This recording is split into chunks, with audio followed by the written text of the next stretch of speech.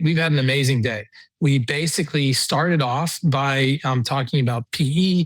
We then moved between guidelines and clinical practice to then going into renal denervation, also in the endovascular space, but touching on hypertension and primary prevention as well. There were some great discussions of data and also clinical practice and devices in that regard. We then moved on to really hot topics, calcium management, all the different tools out there, especially intravascular imaging to guide your tools.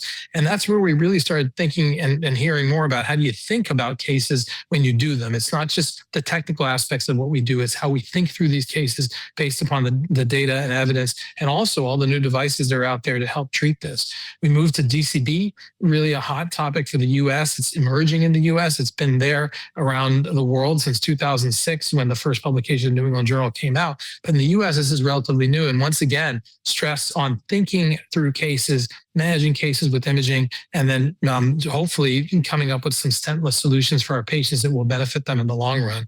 And then we closed, like every interventional program should, with these sickest patients that we treat, and those requiring and being considered for hemodynamic support.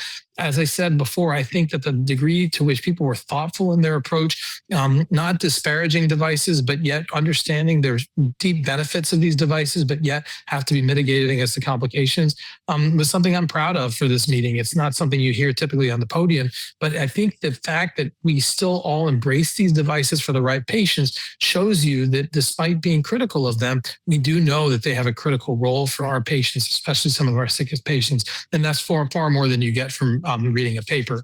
I do want to encourage everybody to apply for your CME. If you haven't done that already, just click on the select CME part below the video player, and don't leave without that as well. This is going to be enduring content on the Radcliffe channel. What's really nice is that this whole meeting ranged from structural heart disease to complex PCI seamlessly through all of this, including guidelines and clinical practice.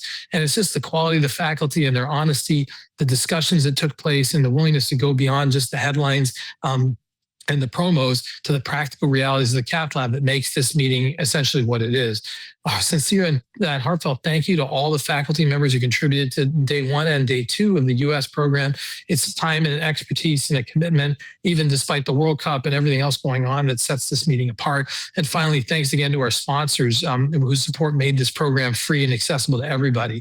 Our educational partner is Edwards Life Sciences, and supporting partners are Anteris, Boston Scientific, Yenival, J&J MedTech, Medtronic, Penumbra, Philips, Recor Medical, and Shockwave. To everybody in the audience, thanks for the questions you submitted, the engagement, the energy you brought to both days. This is not passive, this is active, and it's a conversation that's ongoing, not just through social media, but also through the enduring content that can be gotten on demand. 2 things before you go, both of them matter. Please take a minute to complete the revaluation survey. We definitely read all these things, take the feedback into account, and then directly influence what we do for the next year on account of that feedback.